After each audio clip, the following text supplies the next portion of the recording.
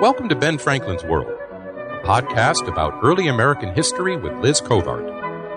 The study of history is key to understanding who we are and how we can affect a better future.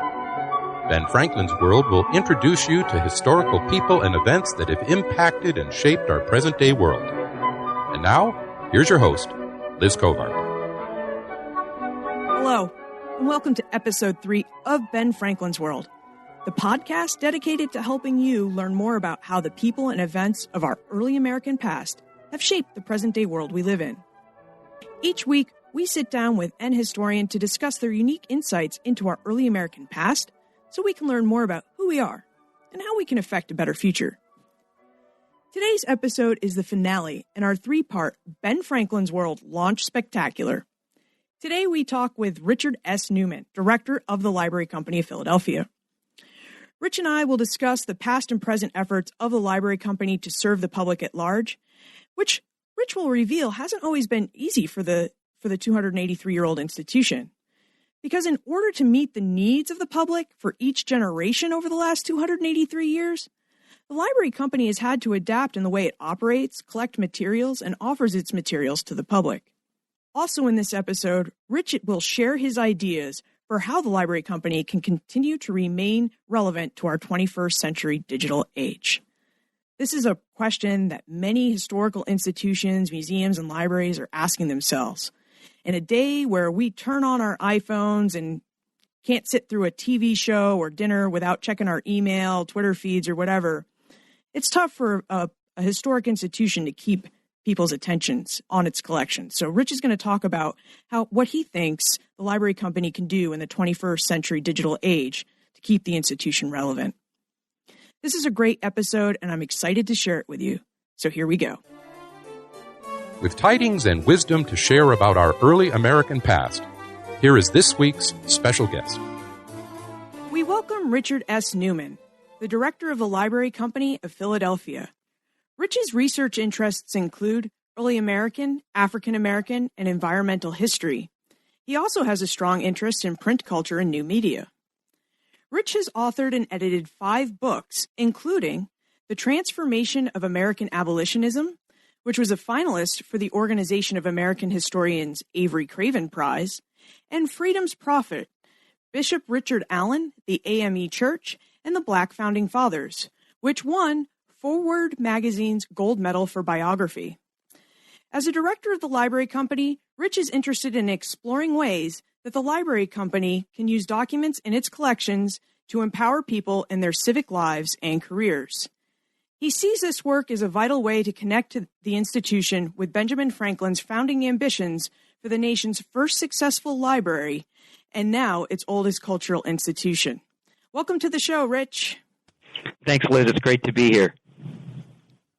Now, I have to say, as an early American historian myself, it sounds like being the director of the Library Company of Philadelphia is a dream job. So what I'd like to know is it a dream job, and what types of work you do as the director? Well, you're absolutely right. It is a dream job for anyone who deals with early American history or American history in general. And I kind of pinch myself each morning that I get up and come into Ben Franklin's library. It's a wonderful place. I've done research here stretching back to the 1990s, and now to be at the helm is almost beyond words. And it is indeed a wonderful job to do. You do a lot of different things each and every day, from fundraising and administration to programming and outreach.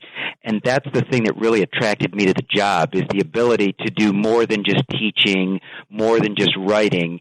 You have the chance at the Library Company to see what other scholars are working on, to build areas of scholarly interest into the future, to work on exhibitions, to work on outreach to K through 12 teachers and undergraduates. And of course, you get to work with an amazing staff. We have one of the best conservation departments in the country. They do a lot with book repairs and things like that. We have wonderful reference librarians and curators, really talented staff in the print room and the reading room and in the curatorial areas. So it is a delight to come to work each day. I can tell you're really enthusiastic, and I love the idea that you have to pinch yourself to wake up every morning.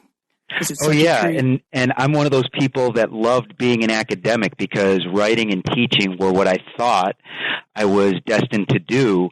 And so that meant having time off in the summer to do my research and recharge my batteries, and having lots of time during the week and on weekends to do my own work.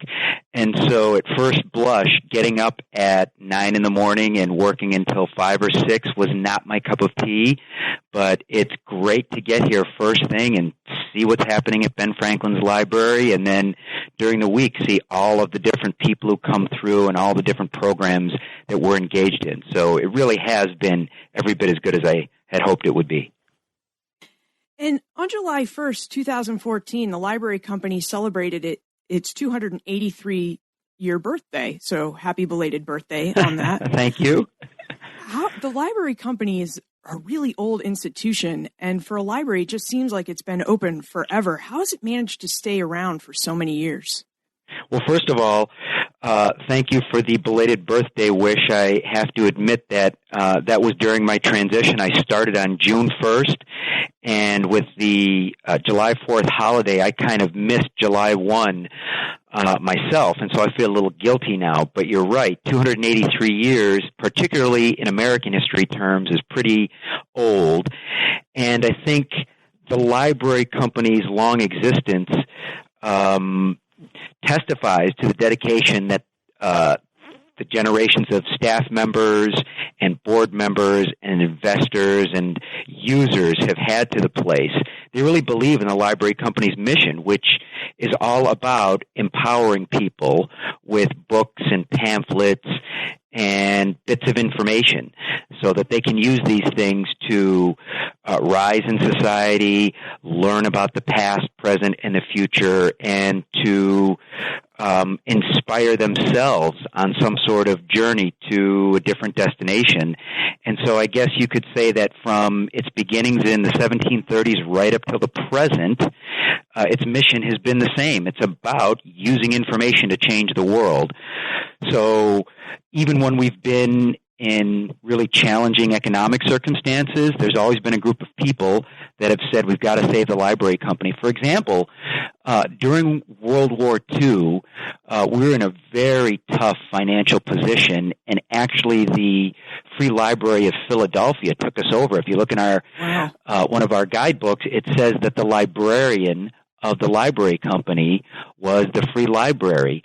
And in the 1950s, I believe, because we had some really concerned board members who wanted to regain that sense of independence that had defined the Library Company since Ben Franklin's time, we found a way to sell some property, gain our autonomy, and turn ourselves into an independent research library, which we've been largely since the 1950s. But if you think about it, even before then, there was something about the Library Company's mission that really appealed to the world at large. So during the American Revolution, when delegates from the Continental Congress gathered in Philadelphia, the Library Company opened its doors and said, if all of you political figures need access to a library to refine your arguments and make the case for or against Britain, well, you can use our stacks. And the same thing happened about a decade later during the Constitutional Convention when delegates came back to Philadelphia and the Library Company said, hey, if you all want to use our stacks to help you consider a stronger federal government, please do so. And then during the 1790s, we were the de facto Library of Congress when Philadelphia was the nation's temporary capital. So again and again, you can see that people think that the institution's mission lines up with its present and future. People want to save it because it's mattered. Yeah, and we were just talking to your colleague Jim Green, who was telling us that the library from its beginning started collecting how-to and other practical books. And it seems like what you were saying with Congress and whatnot is they were using the library for to make a how-to and practical argument for liberty. So is the Library Company, even today, 283 years later, still a practical library? And if so, absolutely. Who uses it? Well, it's a great question. I'm sorry to interrupt, but I got so excited because I think a lot of people think that a place like the Library Company is only about scholarly research for folks who are concerned with very arcane, if important, matters, highfalutin scholars. And that's certainly the case. We have some of the best scholars in the world coming here to work in our archives. But I just met with a teacher last week in the Philadelphia School District. In Philadelphia, the school district mandates that all students learn about African American history. They can't get out of a Philadelphia high school education without learning about African American history, particularly local black history. And the library company has, through its Afro-Americana collection, probably the greatest collection of documents relating to the Africana experience between the 1500s and the early 1900s in North America, if not the world. About 15,000 different items of one sort or another, from images to pamphlets to books about gaining equality in the United States after the Civil War, books about the struggle against slavery before the Civil War, books about the possibility of returning to African society at some point in the 18th or 19th centuries. So we have this great collection, and some teachers have come in here to use it. We've run 5 different National Endowment for the Humanities summer seminars for K through 12 teachers featuring the Afro-Americana collection. And I was talking to this Philadelphia school teacher about bringing a group of 30 to 60 kids here at some point in the fall for our new exhibition on African Americans in the North after the Civil War, and she was really excited about that. She also said that her students have to do National History Day presentations during the fall, and that means they have to go to some archive in the city, and she was wondering if the library company would allow a small group of student researchers to come in with guidance and supervision and use our archives. And I said, that would be fantastic. So there's always a way in which a new generation of library company users discovers the applicability of our resources. During Franklin's time, it was tradesmen who wanted information about the world to rise. During the Revolution, it was folks who needed information on political and social liberty. During the 19th century, it was abolitionists who wanted information on the fight against slavery. And in our own time, it's teachers and scholars who want things that relate to their educational and professional world. So we're always relevant. And so you don't, and it sounds like because you're having the students come in as well, you don't just have to be a teacher or qualified scholar to use your collections. Can anybody walk in off the street and say, I have a particular interest in this, what do you have that I could look at? Yeah, we're an institution that is open to the public at large. We don't charge an admission fee. We never have. Way back when Ben Franklin started, there was a subscription fee, but still you could get access to our resources by putting up some collateral or something like that. Now what we ask people to do is talk to our curatorial and reference staff to see if their research interests match our holdings. Some people do actually confuse us for the free library, the main public library of Philadelphia. So we're not an OpenStack library where you can just come in and use anything you want. We're a specialized research library by and large where you have to call up our pamphlets and our books and our printed posters. So we want our reference staff to be able to help the public at large and scholars before they become invested. And particularly with younger students, we want to make sure that they understand our policies. These are old documents. They're fragile. We want people to use them, but use them widely. So we do try to teach people even as we invite them in, but we are open to the public at large, and we want to make sure that our collections are relevant. Wow, that's great to know. And the other thing that might be interesting to know is I am personally curious that the library company calls itself the oldest cultural institution in the United States. So when did the library become a cultural institution, and what activities or collections allow it to claim that identity? Well, it's a really good question, and you might say that that's partly marketing, which people should realize is squarely within the Ben Franklin mold. Remember in his autobiography, when Ben Franklin was a young printer trying to get business, he made sure that people saw him as busy, even if he was just carrying around piles of paper. So this is our way of saying we've been around for a long time and we're very important. But, a cultural institution documents a nation's mores and values and history. And so we've been doing that since the 1730s, and that's longer than any other independent cultural historic institution. The only libraries, for example, that are older than ours are educational libraries, and there were only about 4 universities with libraries open when the Library Company took shape in the 1730s. Harvard, Yale, the College of William and Mary. In Philadelphia, the University of Pennsylvania was not formally born until the 1740s or 1750s. The libraries that existed in town were largely private, and if there were any informal lending libraries, they didn't last long. So the Library Company has been doing what it's been doing, creating books and allowing people to access information for a long time. And then beyond that, it has been involved in a lot of really important activities, from the Revolution and the Constitution and governance in the late 18th century to the abolitionist movement in the 19th century. But not a lot of people know that in the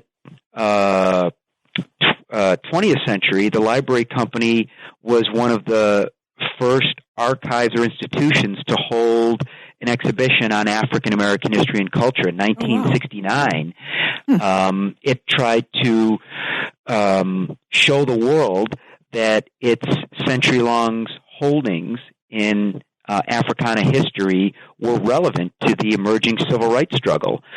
So in 1969, it gathered a whole bunch of resources and put them on display. And so it was one of the first museums or archival institutions to reach out to the public and say, we have a lot of stuff on African American history. So I think that gives it a certain cachet as a cultural institution. Today, we're doing a lot of exhibitions.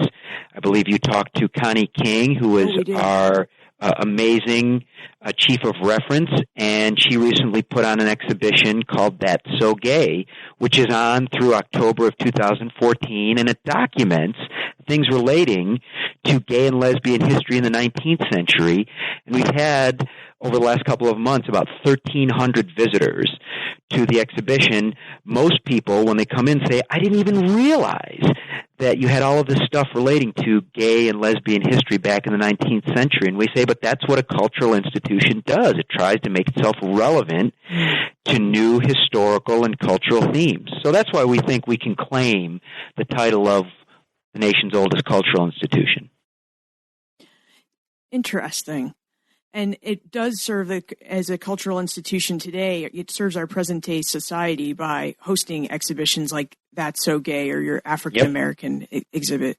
Interesting. Absolutely. We try to run roughly 2 exhibits a year. We also have smaller exhibits. So in the back hallway behind our main exhibition space, we have 4 exhibition panels, and that allows us to do mini exhibitions. So right now there's some bookbinding exhibition stuff, which is really neat, and it illuminates the bookbinders' art. And so people can come and see little mini books that the Delaware chapter of the Bookbinders Guild put together for this specific exhibition, and they can see what goes into making a mini book and how creative you can be.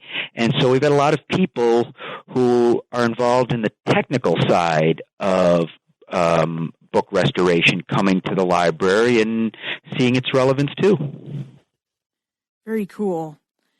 It seems that the Library Company today is a bit progressive. When you think back in, what was it you said, 1969 for the African American exhibit, and then today, That's So Gay. How did the Library Company become to be so progressive? Is that part of its mission, or is it just the way things have worked out? Well, it's really, I think, a a tricky but important balancing act for any cultural institution, especially an archive or a library. We really do trade in the power of the past. So there's a certain sense in which stability is our calling card. We want to make sure that the things that we've collected and displayed and made available to the world are here for generations to come. So, there's a certain conservatism inherent in the library company. But I think each new generation of library company users and managers understands that you have to innovate. So for a long period of time, between, say, the middle of the 19th century and the early 20th century, we were, a de facto public library. And then the city of Philadelphia got too big, and so we couldn't just have anyone come in and take things off the shelf. And after the Second World War, when we redefined ourselves, we became a scholarly research library. But then, during the Civil Rights Movement and after, we saw the wisdom of putting on exhibitions. And more recently, we've created a series of programs that allow us to fine-tune how we reach out to scholars and the public at large. So we have, in the last couple of years, created a visual culture or visual studies program in which we really try to emphasize the power of the visual in American history and culture. This fall, for example, that program will be hosting a really amazing exhibition with support from the Pew Foundation dedicated to books for people who were blind or vision impaired. It was an alternative to Braille called the Moon Reading System. And so we have a local artist coming in, working with our staff. So in September and October of 2014, we'll begin some programming that relates to all of these collections that a wonderful book collector named Michael Zinman gave to us, dedicated to the moon reading system in the 19th century. So, again, you have new library company administrators, new donors, new users coming in and saying, hey, have you ever thought of doing this?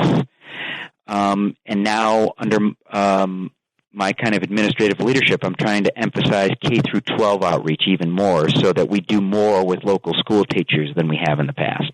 And that, of course, gets kids interested in history even more by bringing them into a historic institution where they can see historic items and books and the way people Absolutely. Walk. And, this is what I think is really interesting about being a cultural institution in the digital age because, the digital kind of obliterates the past often, and we have these debates and discussions about how we can revitalize among young people the power of the past or the power of cultural institutions. You see this in the classical music field, right? How are you going to get younger people to sustain and support the symphony orchestra, right? Because lots of the people who go to symphony orchestras, the demographic is older, and so how are you going to replenish that base of supporters? Well, people say you got to have school programs. You got to get people interested in classical and concert music early. You got to give them the excitement of Beethoven and Mozart. You got to get new composers out there into the mix, and so that's something that I think is really important for us too. We've got to sensitize young people to the power of the past, to the power of original documents, so that when they grow up, they will support a place like the Library Company and say, yeah, that was really important. I did some research on African Americans in the Civil War there when I was a high school student, and I think it's a really valuable institution. I think that's really, really something we have to work on as we move through the next few decades of the 21st century. So maybe I misspoke. Maybe progressive isn't the right word, but adaptable. Or innovative, which follows along with the legacy of Benjamin Franklin as an inventor and a person who thought about that stuff. That's a great way of putting it. I would not object to progressive. I would say that progressive is the flip side of the coin that also contains conservative because you're sustaining, but I also like this idea of innovative as our calling card because Ben Franklin was nothing if not innovative. He was technologically sophisticated, always inventing, and I guess you could say that in an idea sense, he was always concerned with the next new idea, not only for the American nation, but for his own library company. Yeah, I would agree with that. So, yeah, Go ahead with innovative. I think it definitely applies here. Terrific. Just to jump back just for a moment or so, on that visual exhibit that you're going to be running in October, can people find information about that on your website? Will you have a series of lectures or a physical exhibit that they can see, or both? Yep. People can go find us online. We're at the Library Company if they Google it. And we have all sorts of links within our website to the Visual Culture, Visual Studies program. We have a blog there. We have online exhibits relating to all manner of topics, from African American history to women's history to material culture to ephemera. So there's a lot of things on our website. We're also on Twitter. I believe we are setting up an Instagram account, so there's various ways to find us online and in cyberspace. That's great, and people won't even have to Google it because I'm going to put it in the show notes, so all they have to do is click, so It's great to know it's there. Click on the link and find us. So, is there a little-known fact about the Library Company or a service that it provides that might surprise us? Well, there's two things. One is an exhibition that we held that is another one of these first ofs, and the fame of our African American history exhibit in 1969 often overwhelms this, but 2014 marks the 40th anniversary of one of the first exhibits dedicated to women's history. In 1974, the Library Company with the Historical Society of Pennsylvania held an exhibition here called Women 1500 to 1900. And it was a collection of books and manuscript and print and photo and ephemera information relating to women's history. It was on display from April to July of 1974, and it tried to pick up the important story of women in the colonial and revolutionary eras right up through 1900.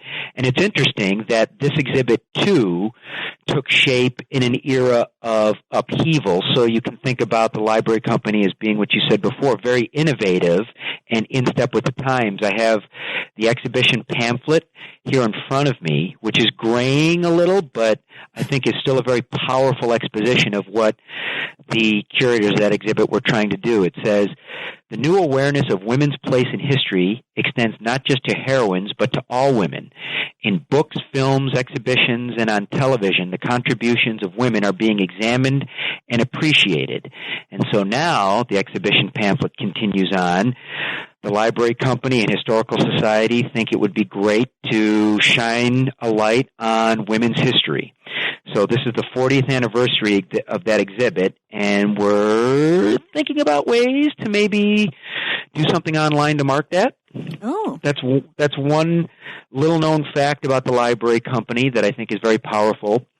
One that is more interesting, and I think illuminates the incredible dedication of Library Company staff, board members, users to this place, is that the ashes of our longtime director, Edwin Wolf, who was here from the 1950s until the 1980s. He was the person that really identified the Library Company's future in the 20th century as being linked to scholarly research. He said, "You shouldn't be a public library, you should be an independent research library." His ashes are buried in the wall near our front desk, and there's a plaque there to mark the place where he is. And when his daughter comes in to Library Company functions, she very movingly goes up to the wall and puts her hand on the wall and says, "Goodbye, Daddy." And to me, this just really symbolizes the powerful pull that Franklin's Library still has on everyone who comes into touch with it. Wow, that is a little-known fact, and it's also very, very cool. I mean, as a historian, there are worse places one could be interred than the library, right? Well, it is funny because I thought I knew about this when I was a scholarly researcher and I'd come in here, and even when I first started working here a couple of months ago, I thought, I love the place, but I don't know if I would go that far. But I have to say, Ben Franklin has been really doing a number on me, so I've started to think, that's interesting. I can see why he did that. This place really exerts a powerful pull. Yeah, wow, this has been great. Well, Rich, we only have a few minutes left, which means it's time for our time warp. Awesome.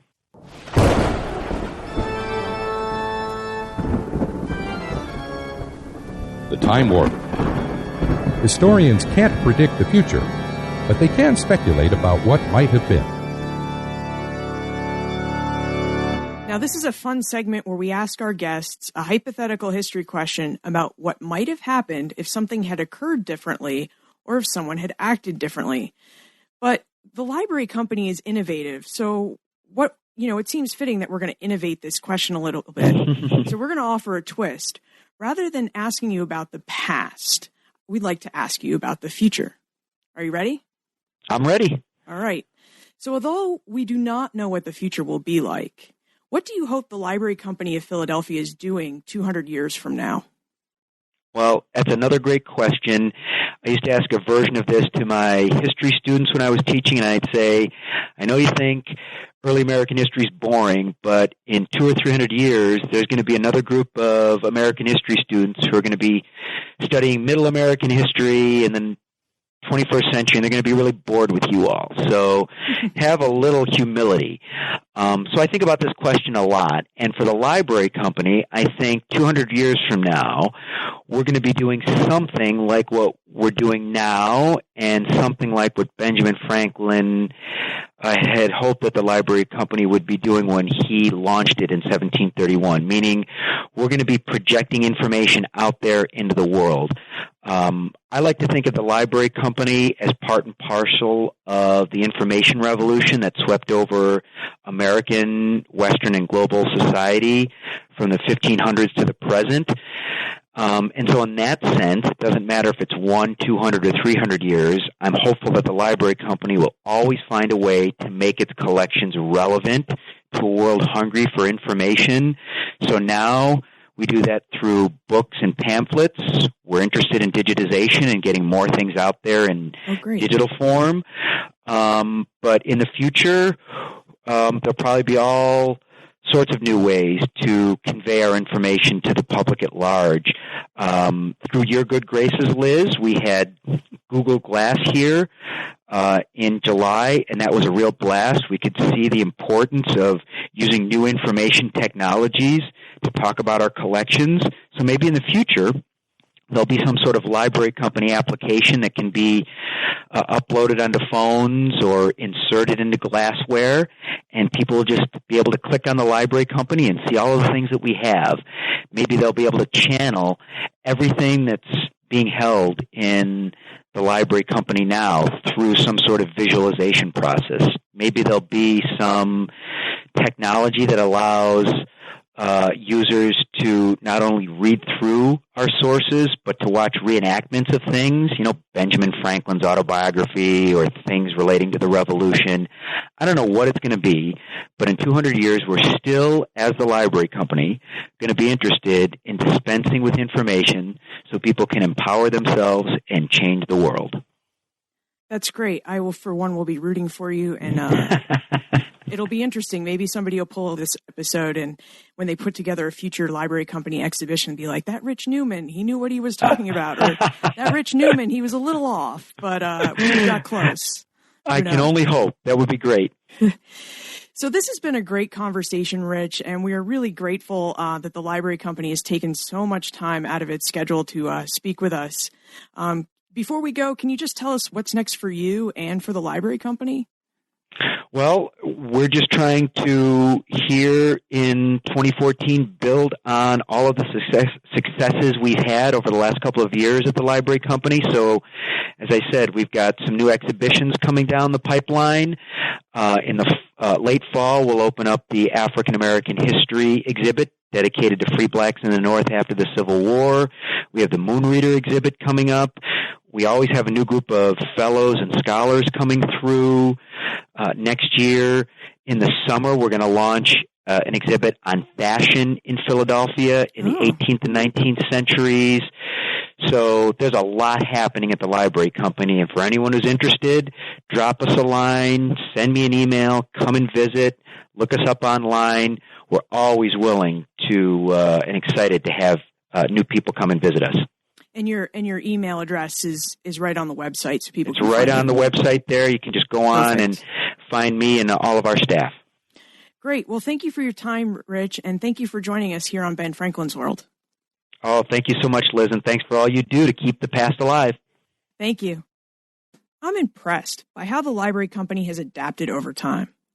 I love how the leaders of the institution have striven to keep history alive and the work of the Library Company relevant to our present-day needs. I'm also intrigued by the idea of being interred in an archive. I mean, I love researching in manuscript collections, and the days I spend in the archives and library, they're among my favorite work days. And although I hope to lead a long and productive life before I have to make my final arrangements, I think going forward, I'm going to keep the idea of being buried in an archive as a choice. You can find information about Rich, plus notes about what we talked about today on the show notes page for this episode, which you'll find at benfranklinsworld.com/003. This concludes our Ben Franklin's World Launch Spectacular series. If you missed the first 2 episodes, it's okay. You can go back and listen to them at your leisure. And just as a reminder, in episode 1, we converse with James N. Green, librarian at the Library Company. Jim shares information about the history of the Library Company of Philadelphia and about Ben Franklin's role in founding the institution. If you love libraries, this episode is a must because Jim talks about how Ben Franklin's organization of the Library Company led to ideas and models that public libraries use today, like the fine system. Jim's going to talks about that in episode 1. And in episode 2, we talked to Cornelia King, Chief of Reference at the Library Company. Connie and I chat about how the Library Company's history exhibitions are put on and interpreted. If you enjoyed today's show, please tell your friends about us.